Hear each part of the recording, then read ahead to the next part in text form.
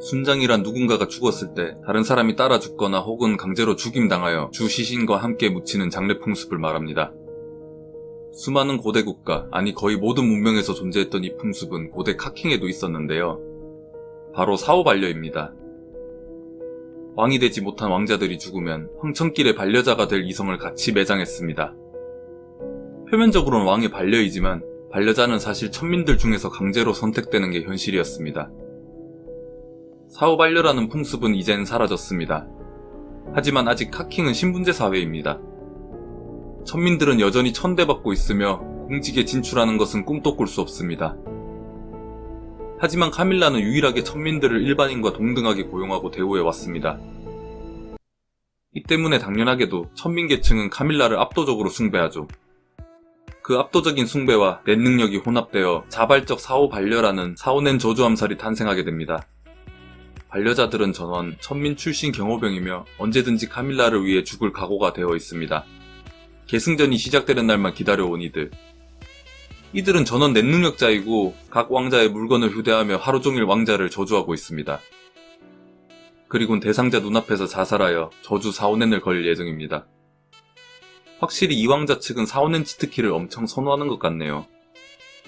이 왕자 측은 저주 사후낸을 고평가하고 있기 때문에 만약 상대가 카밀라에게 같은 방식의 저주를 걸 경우에 대비해서 제넨사도 항상 대기 중입니다. 이 왕자 경호대장 사라엘은 14왕자 저주 담당인데요. 사라엘이 와불에게 가까이 갈 기회가 생겼죠. 바로 크라피카의 냉강습입니다. 사라엘은 2차 냉강습에 참가하여 와불을 저주하기로 계획합니다. 사망자 낸수의 입에서 코인이 하루에 하나씩 떨어집니다. 장레인은 본인이 코인을 가지고 있어봤자 아무런 효과가 없을 거라 판단하고 사람들에게 나눠주기로 합니다. 14왕자실 냉강습에서 성공적으로 낸 능력을 각성하고 돌아온 템프트리. 장레인은 템프트리에게 첫 번째 코인을 하사합니다. 사실 진짜 첫 번째 코인은 사망자를 감시하고 있던 1왕자 경호병 호벤트바가 몰래 챙겨놨었는데요. 장레인은 이 사실을 모르고 있습니다. 그런데 코벤트바의 동전, 분명 숫자 1이 적혀 있었는데 어느샌가 10으로 변해 있습니다. 코벤트바는 템프트리가 방금 받은 동전도 확인해보는데 이 동전도 똑같이 숫자 10이 적혀 있네요. 일단 숫자가 무엇을 의미하는지 알 길이 없어 조금 더 상황을 지켜보기로 합니다. 사망자는 약간의 답답함을 느낍니다. 낸 능력에 무지했던 사망자는 안 그래도 계승전 후발주자인데 낸수도 하루에 코인 하나씩만 뱉어내고 있는 것을 보면 분명 슬로우 스타터 계열이거든요. 물론 그만큼 나중에 가서 리턴이 클 것은 분명하나 당장 계승전에는 도움이 되지 않습니다. 그는 원래 성격도 이렇습니다. 왕이 되기 전부터 왕이 된 이후 일만 생각하죠. 사망자는 거꾸로 생각하기로 합니다. 계승전에서 매우 불리한 입장은 맞지만 반대로 살아남기만 한다면 더욱 위대한 성군이 될 수 있다고 말이죠. 자신의 단점을 인정하고 본인의 기량만으로 계승전을 승리하리라 다짐하는 장레이. 대가리 꽃밭 6왕자는 여전히 잘생긴 경호병들에게 둘러싸여 설정놀이 삼매경 중입니다. 타이손은 자기 나름대로 사랑을 설파하는 타이손 교전을 모두에게 나눠줬었는데요. 타이손 교전을 읽은 자들에게 낸수가 배출하는 작은 올챙이가 달라붙습니다. 이 올챙이는 행복을 주고 대신 모라를 가져갑니다. 또 교전을 습독한 만큼 더 큰 행복을 주는데요. 거의 도파민 생성기라 해야 할까요? 마약과 비슷한 면도 있습니다. 낸수 입장에서는 원기용 마냥 오라를 모으고 있는 건데 이 오라를 어디에 쓸지 궁금합니다. 크라피카의 의뢰를 받아 타이손의 경호를 하고 있는 이즈나비. 이즈나비의 룸메이트 줄리아노는 헌터 경호원입니다. 암흑대륙으로 가기 위한 수단으로 6왕자 경호를 맡았죠.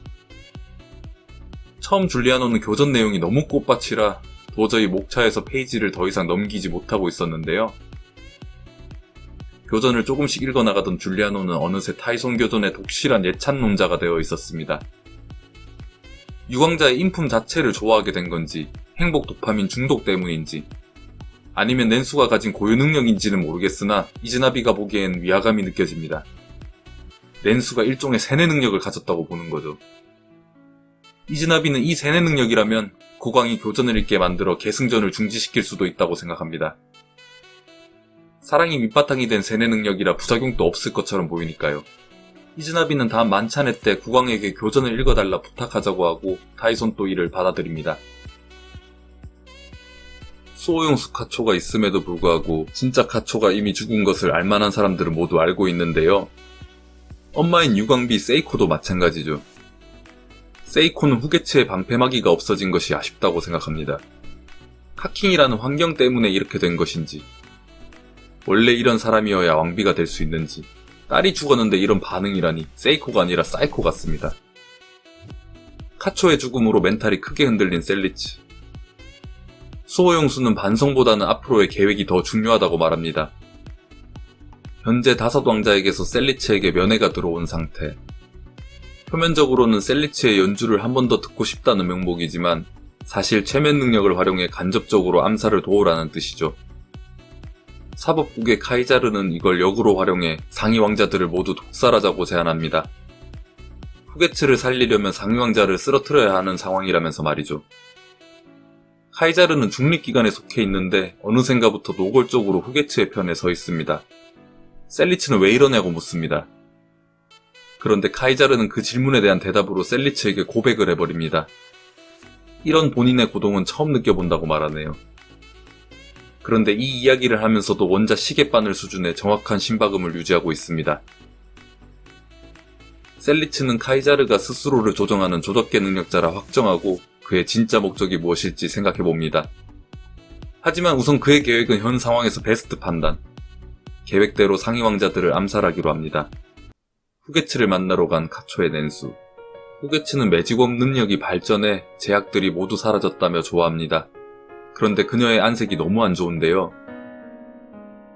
무리하지 말고 쉬라고 해도 카초가 지금까지 잘 지켜줬으니까 이제 자기 차례라고 합니다. 후게츠도 진짜 카초가 죽었다는 것을 어렴풋이라도 이미 눈치채고 있는 것 같습니다. 카초 낸수는 본인이 후게츠의 오라로 가동되어 그녀가 쇠약해졌다고 생각하지만 후게츠의 상태를 보면 정도가 너무 과합니다. 낸수는 셀리츠에게 후게츠의 상태를 봐달라고 요청합니다. 셀리츠가 그녀를 보고 판단해봤을 때 누군가의 냉공격을 당한 게 확실해 보였는데요. 오라가 제추 수준으로 약해졌고 심박음도 불안정한, 한마디로 목숨이 위태로운 상황입니다.